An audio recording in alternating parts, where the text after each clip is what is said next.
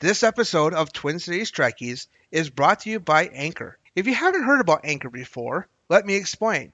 First of all, it's free. There are creation tools that help you to record and edit your podcast right from your phone or computer. You can easily make money from your podcast with no minimum listenership required. They'll also help you to distribute your podcast so it can be heard on many different platforms, such as Spotify and Apple Podcasts. It's all you need in one place. Download the free Anchor app or go to anchor.fm to get started.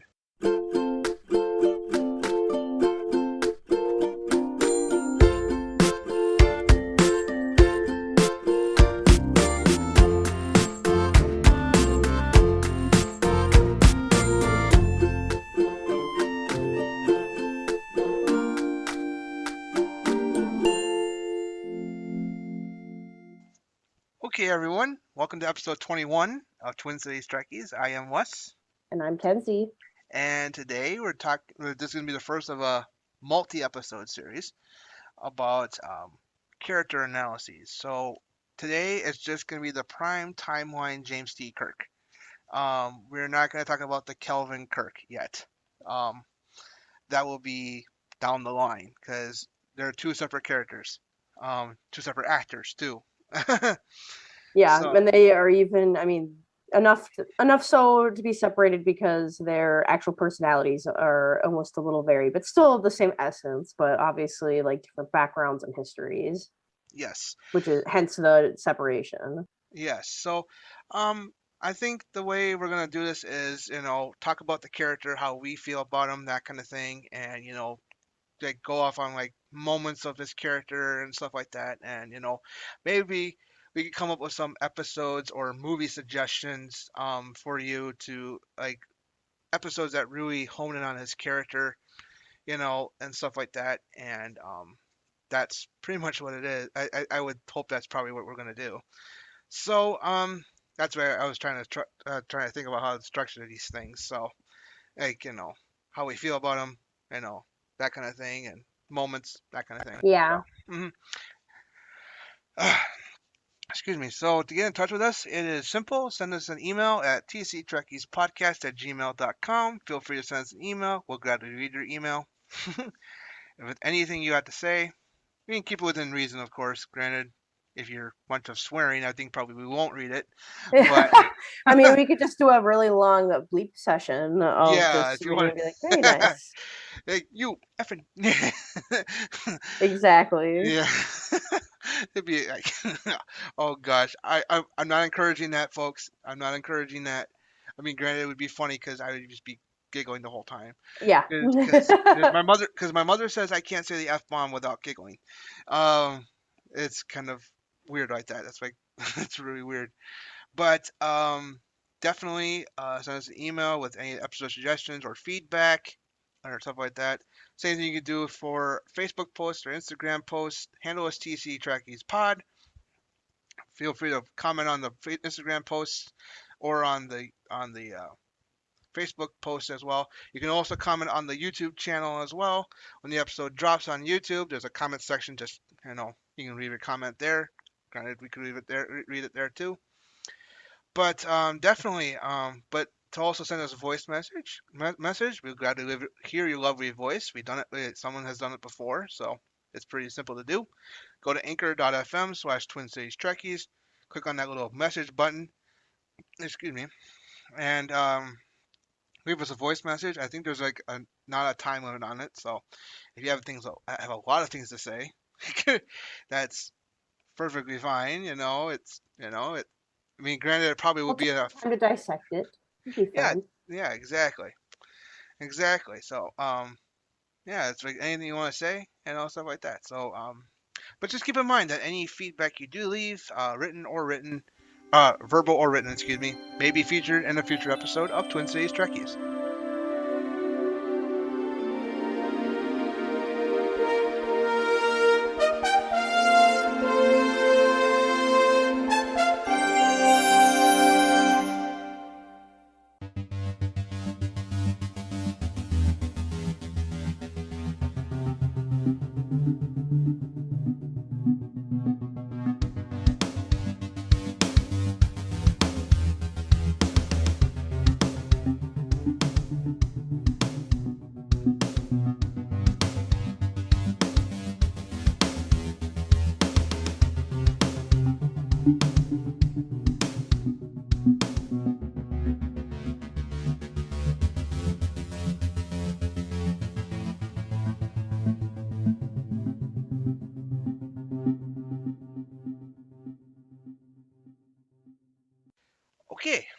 episode 21, our first character analysis, and the prime timeline James T. Kirk of the USS Enterprise. So, Born in born in Iowa. Wes yeah, and I are Midwesterners ourselves, so yeah, that's where the one thing where I'm like, see, anyone can make it. You can be from cornfields of the United States, and you can still make it as a yeah, historical figure. uh, captain in the 24th century. Yes. Good things come out of the Midwest, I promise. Yeah, good things do. And we got Janeway, who's also Indiana, Yep. so Hmm. also technically Midwest. Yeah, so we got two Midwestern captains, but yeah, out of the whole eight of so characters of captains and main characters of shows, um, we've only had two Midwesterners, Janeway and Kirk. So, yeah, it's gotta put some emphasis in like, hey, Midwestern people rule. Um, um, so Despite him I, being from the Midwest, though, like my analysis right away of just like when I think of Kirk, I think of like a very like John Wayne type of like Wild West type of dude. Like he is like a Western hero type of yeah, feel. He brings sort of this like Western feel to Star Trek of just like his temperament and his character in its own, and how he approaches situations. yes, and when I start thinking about the prime timeline Kirk, I think about him being like a father figure too. Mm-hmm. And we mentioned that earlier in our Father's Day episode that he is like a father figure to his crew. But yes, definitely I see that a lot. Granted, that's the way Star Trek was sold back in the '60s, Yep. was to be a western The in Western space. of space. Yeah, a western in space because Gene Roddenberry wanted to sell because westerns were very popular and stuff like that. So they were very popular, and that's that's pretty much what it was sold on was a wagon train to the stars. So he does have like this John Wayne vibe because Yeah, he seems to get away with always doing the impossible. yeah, Like that is probably my biggest thing. Like that Kirk has like born with like just a high level of luck. Like if he's a D&D character, that would be his highest skill. Would be just being lucky and charismatic. yes, it would be. I mean, granted, there are card games of Star Trek. I think that's generally what's listed whenever you see Kirk as a card. On like D&D cards or something like that would be like what you said, definitely. So, but I also see him like when he goes to bat for his friends a lot. Yeah. You know, definitely for Kirk and And also, Bones, I think the Spock most and Bones. fist fights I've ever seen of like any sort of like the most like actual just like fighting. Like he gets into a lot of like slappy fights with people, like fist fights. Oh yeah, yeah. Out Kirk of any Fu. of the other and out of any of the other captains, I've never seen them get so physical. He's definitely the one to like actually physically get into altercations. Yes, yes, and that's yeah, I've seen that happen way too often. It's like he gets into this Kirk Fu. Um, Yep. especially when he goes to bat for his friends, especially when he has to fight Spock and for because I mean he doesn't want to, but he has to. Um, and stuff like that. It's like he does a lot of things for his friends, especially for Kirk, Spock, and Bones. Um, Mm-hmm.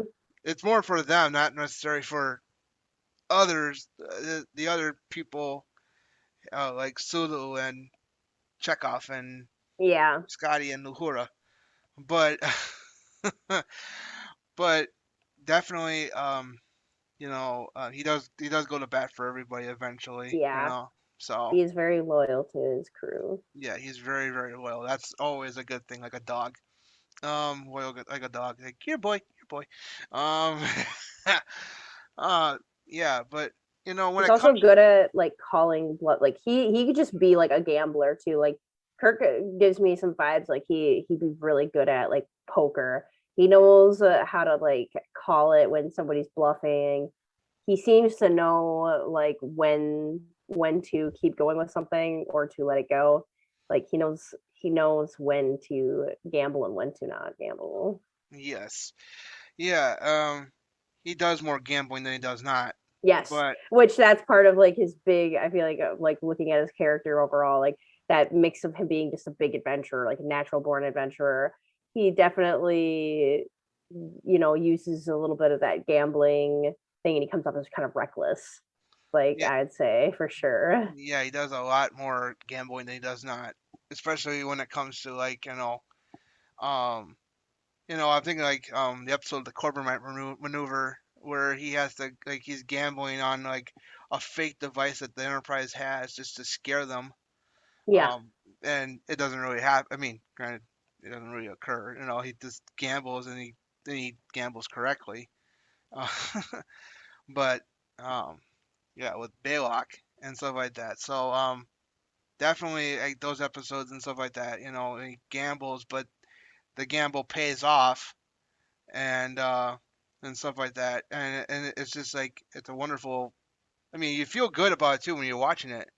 You're rooting for him. You're rooting for the Kirk, and say like, okay, is he gonna do it? He's gonna do it. He's gonna do it, and he did. Um, yeah, yeah, and it's crazy that it comes to that, and it's stuff like that. So, but there are times where he does gamble and ends up losing. Um, yes.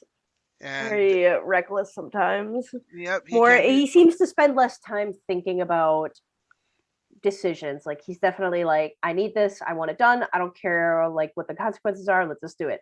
Like doesn't really sit down to think like him like reacting to all of the triples on the deck being like, I don't care how we do it, what we need to get rid of these now. And it's like without really sitting down and being like, what's actually happening? Like what's going on? How did it get this far? Like this is one Mhm. of those situations where he just seemed to kind of like, put his blinders on and not really pay attention to what's going on around him.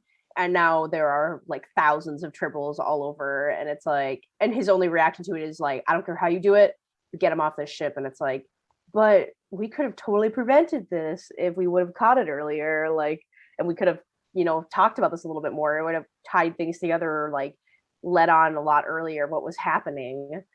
But Yeah, yeah, there's a little bit of this like get it done. I don't care how. Like defy the odds and just get it done. Okay, thanks. yeah, exactly. And yeah, I don't care how you do it, just get it off my ship. And yeah, definitely the triples definitely were one of those. Like and another one that a gamble that pays off is in the third season of the original series, the episode "What That Be Your Last Battlefield," in which Kirk, like the was it the Charon people take control, and he's gonna like he wants them to what is it Bele wants them to like wage war against another Yeah, version of his species, and Kirk doesn't want to do it, so he arms the self-destruct sequence, and he's gonna blow it up and stuff like that, and waits to the last possible minute to shut it off. yeah. It's But stuff like that where it's like these really extreme situations like that yeah, to force and coerce like people into like agreement or get to a solution. Like puts people yes, in a really tough spot to be like, nope, find a solution, defy the impossible right now. And usually it pays off. And I think that's kind of I'd like to see a Picard type of show for Kirk of just like things gone wrong, like the piling up of all of for how critical they are of Picard and his handling. I would like to see someone do it like an analysis of like what Kirk would have received like from some of his escapades and handlings of things, like a more critical yeah. analysis of that. I know that there's a line in one of the DS9 episodes, the Tribbles episode. The temporal investigations people consider him a menace Yeah. because of Yep. 17 separate violations, the biggest file on record. Which I'm like that's in itself like, explains Kirk, I think, to a T. Yeah, that he was just a menace, you know. Yes. 'Cause and that's the way he was written. It's the way he acted. It's the way Shatner acted. Obviously, with him saying every other word with a pause. Um, but yeah, that's the way. Like, yeah, but that line, risk is our business. That's why we're aboard this ship. And he risks a lot. And sometimes he loses and sometimes he wins a lot. But the biggest thing that that I feel like kind of gets lost, but like it's sort of like canon is that at least in like Prime Kirk, he is like known for being like an amazing student, like in the academy, and he's Yes. super smart.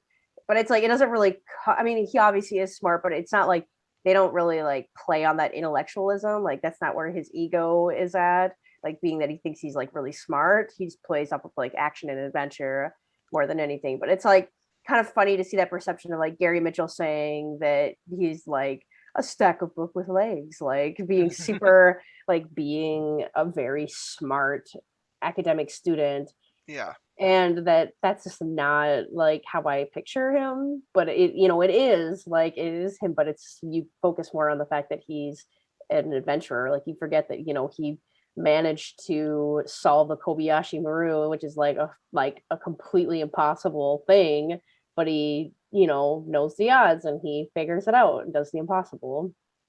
Yeah. And, he cheats. He has Yeah, cheated. Yep. He has cheated to get out of things. and that's Uh, where it's like that recklessness of like he hmm does kind of these reckless like sneaky things. Yeah, because in the Wrath of Khan, he mentions that he reprogrammed the simulation so it was possible. I mean, because he doesn't believe in the Norwind scenario. And, Exactly. and that actually, that Norwind scenario did play out in the Wrath of Khan, but, in the original series, he never, you know, you know, he played the Norwind scenario a lot and ended up winning.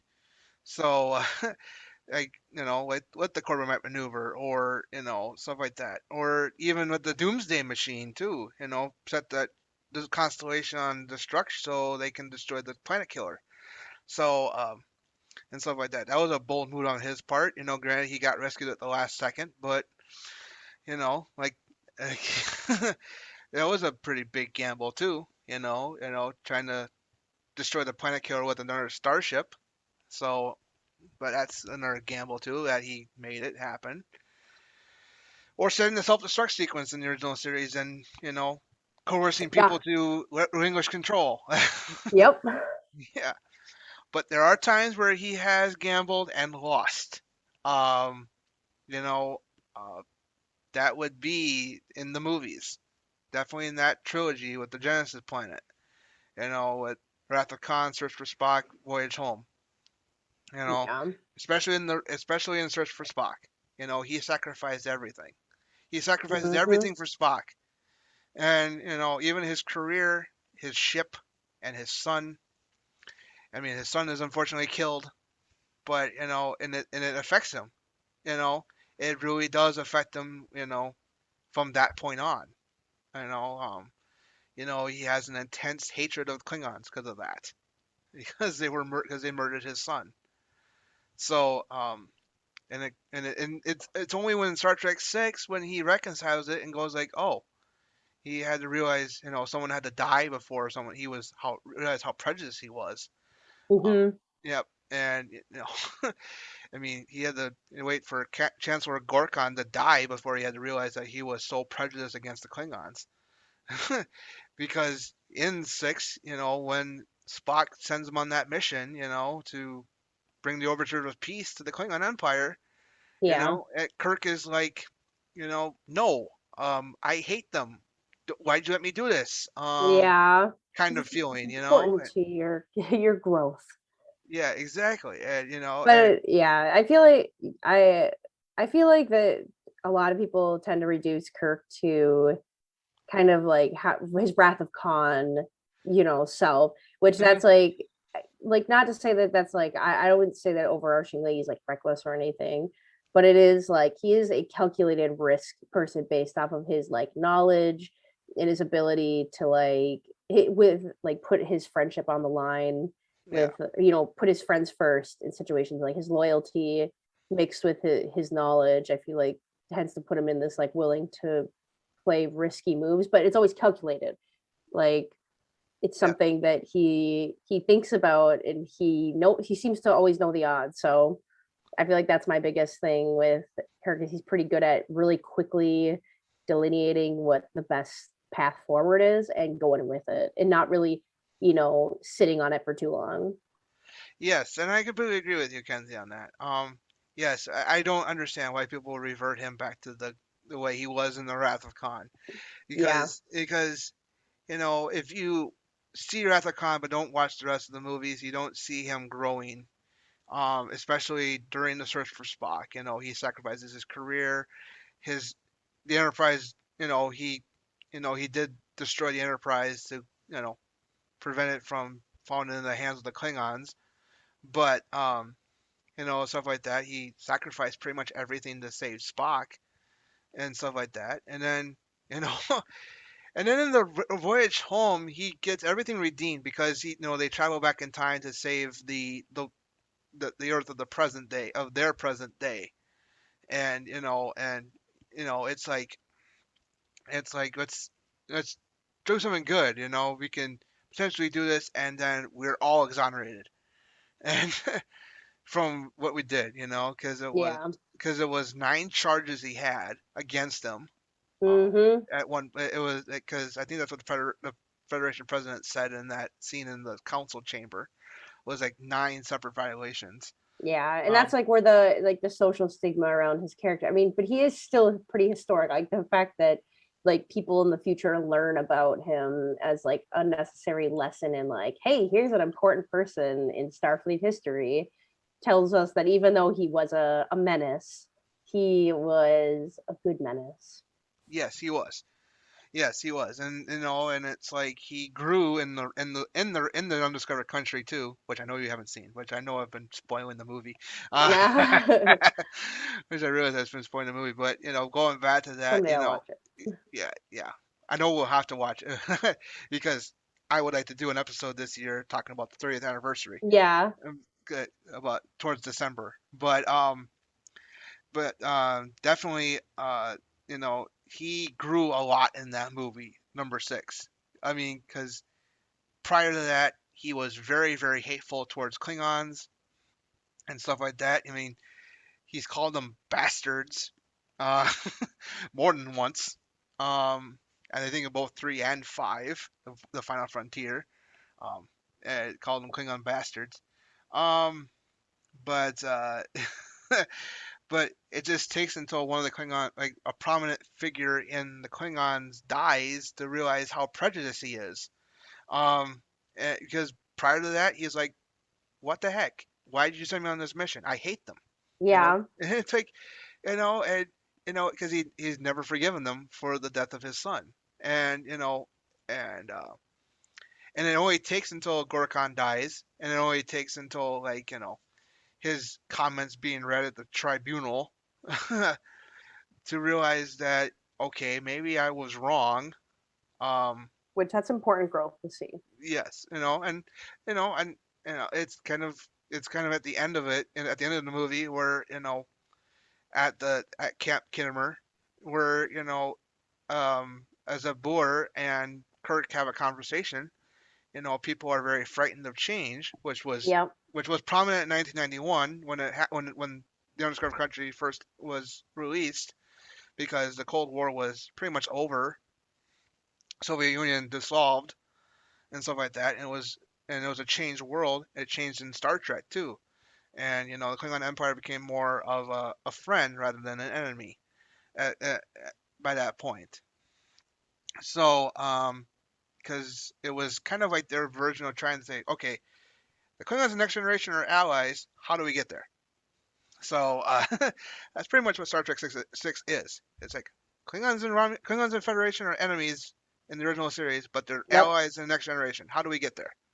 So yeah, so that's pretty much what it was. And it's like that whole conversation about change and stuff like that. And Osnab Boer says, you restored my father's faith, and then Kirk says, and you've restored my son's, and faith and peace and stuff like that in the galaxy and stuff like that. So, and it's like, yeah, I think he grows a lot in that movie.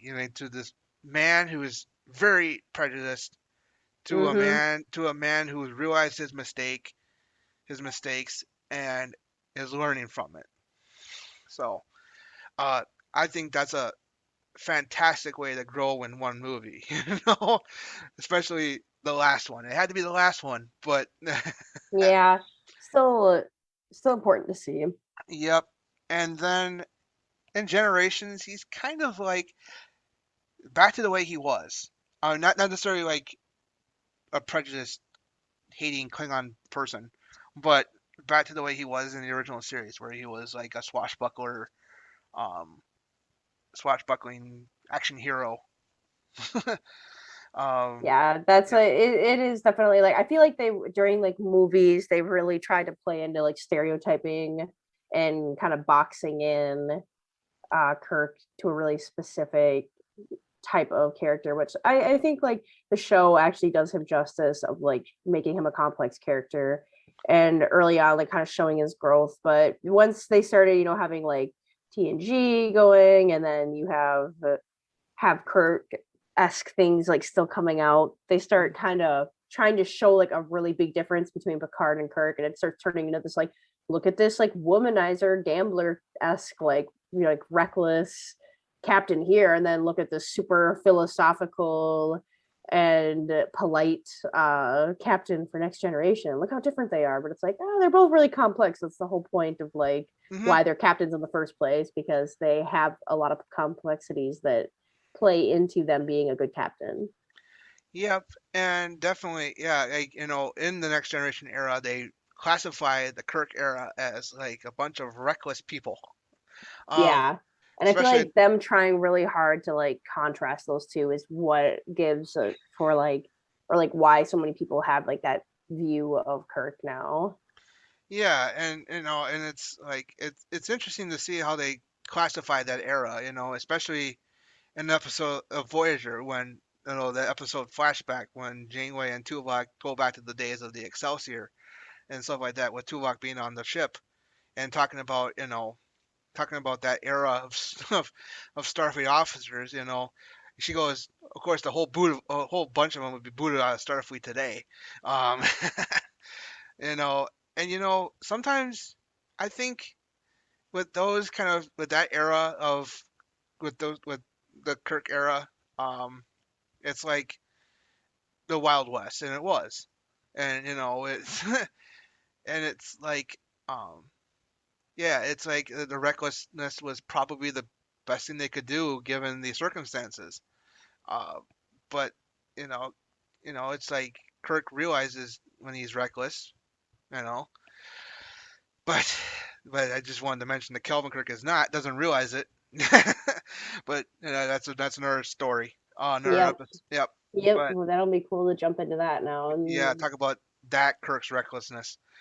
yeah, Um. that's like they really play on that. But then, bring them back to they you see, I personally really like that journey though, because it does like bring them back and being like, okay, so let's run with seeing him as a truly reckless person because of the events that have played out, but watch his true character shine through in Mhm. the end and find a way. Which, to be fair, with Kirk in general, like I feel like a lot of his whole like character Mhm. analyses, like of how he is as a person, is really dependent on who he surrounds himself with. I think Spock is almost his other half of just like part of like how he successfully navigates the world around him Yeah. is through the eyes of Spock as well. And I think without having Spock there, he would be a lot more of a reckless character, truly. Yeah, and I think with the like because that's what the original series was like very good on was the triumvirate of Kirk, Spock, and McCoy. With Kirk at the top, Spock and Bones on the sides. Yeah. Um, I always visioned this whenever I watched the original series or the films. Um, that Kirk is right there in the middle, but then Spock is like the angel on his left side. You know, on his left side with like you see it all the time with his conscience. Like you see it like in movies and TV shows. The Oh animate yeah. like his conscience.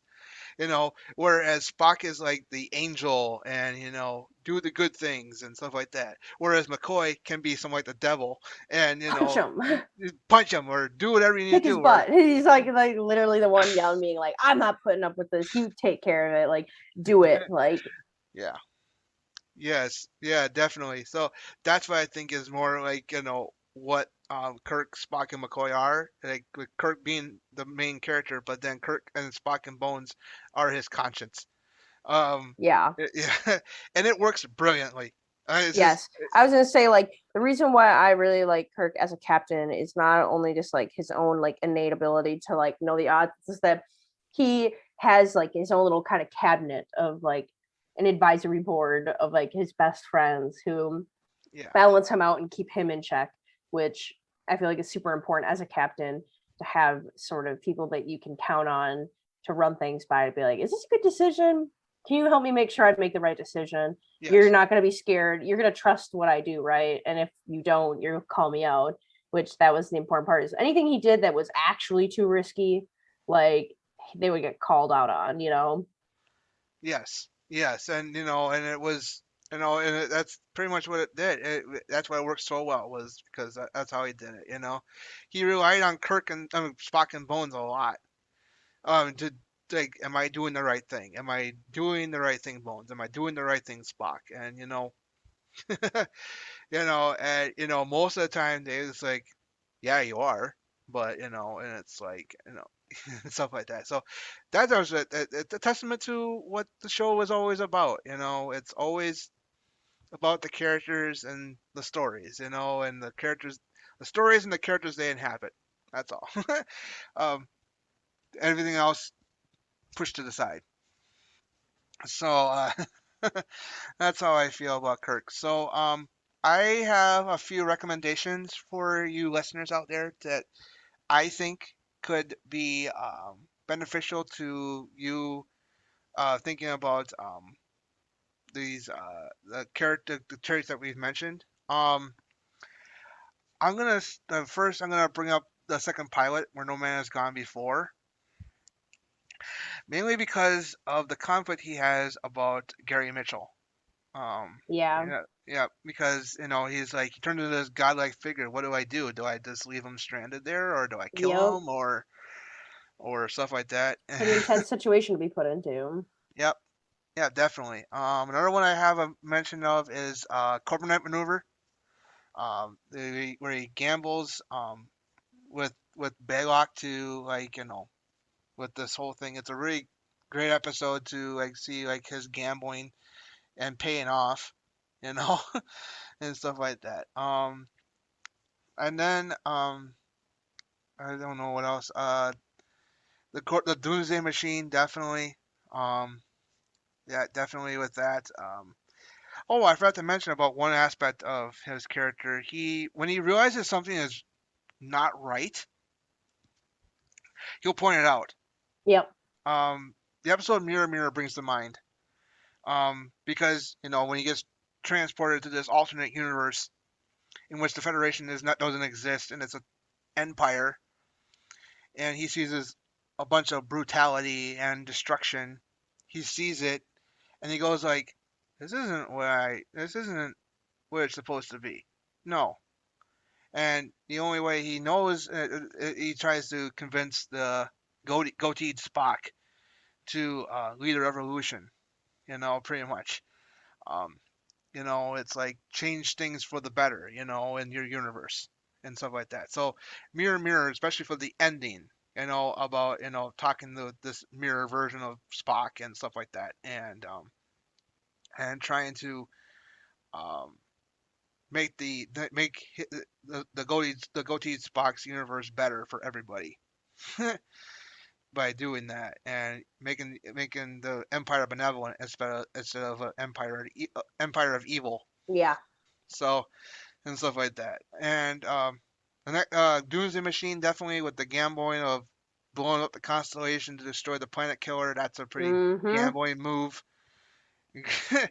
And then what the bigger last battlefield with the self destruct sequence and stuff like that of the Enterprise.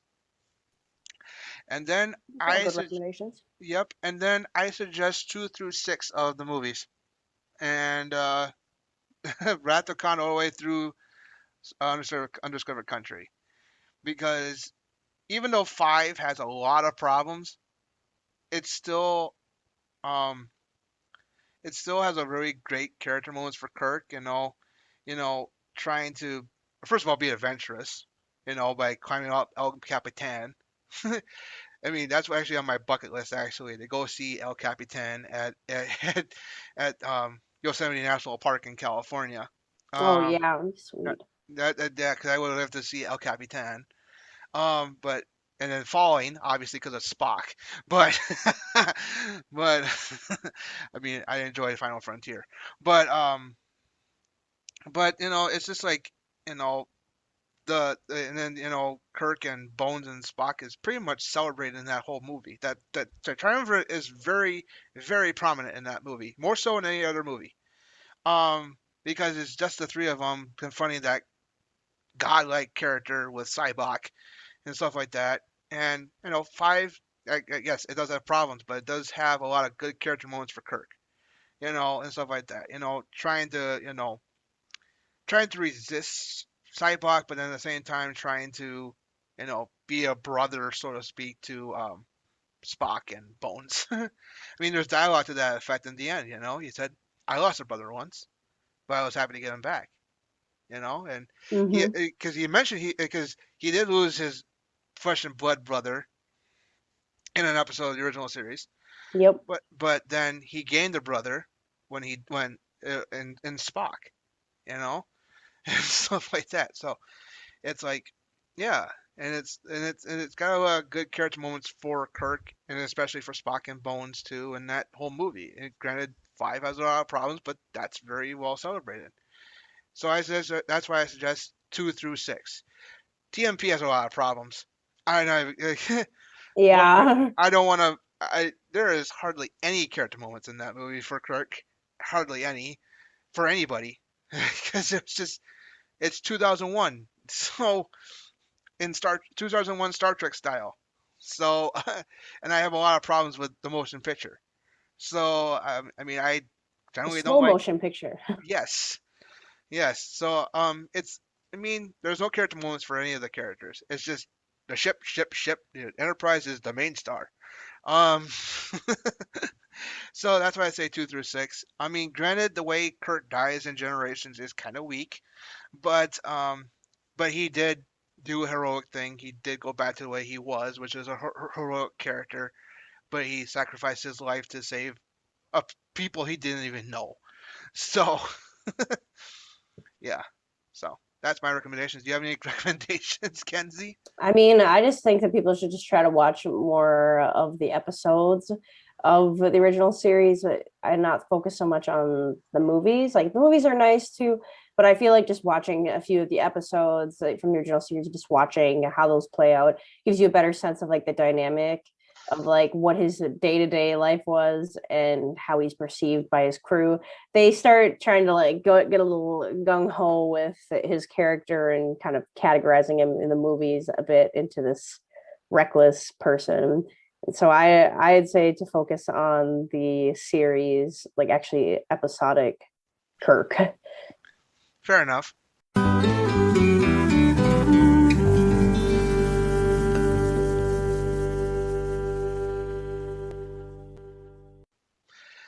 I guess that's all I have to say. Any final thoughts? I would just like to hear what people think of Kirk. Like, is John Wayne as you think? Do you like Kirk? Do you dislike Kirk? Like, it'd be cool to hear what people's thoughts are on him as a captain and as a character as a whole in the Yep, series. yep, totally. So, next week, episode 22, we're going to talk about the influencers of Star Trek. And what I mean by that is the people who have been responsible for the success of the franchise. And I know one of them is Rick Berman, but Mm-hmm. but but there are a dozen There other are plenty people, of others. Yeah. pretty much a dozen others and we're gonna touch base on all of them. How we feel about them. What they did do good, did they do bad? Who knows? So until next week, take care and live long and prosper. Live long and prosper.